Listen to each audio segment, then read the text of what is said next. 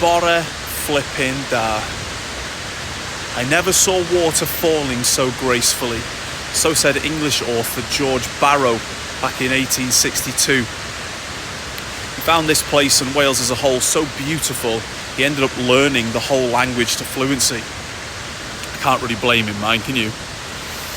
PISTYLL RHAEADR, where the water flows as freely as my cascade of etymological delights. I think they're delights anyway. PISTYLL RHAEADR might sound like a tongue twister, but actually just means waterfall, waterfall. One waterfall just wasn't enough, apparently.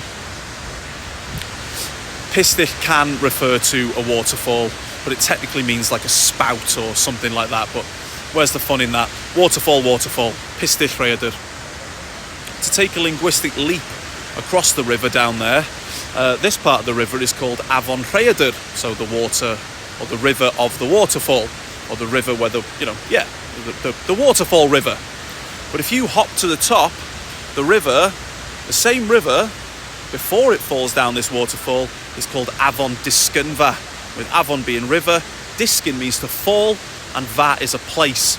So Afon Disgynfa is the river of the falling place, where the water falls, which is quite beautiful. So the river name changes the other side.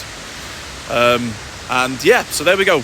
PISTYLL RHAEADR, a whirlwind around our tour of this beautiful, beautiful part of Wales, where the water and the view itself is as graceful as the language that describes it.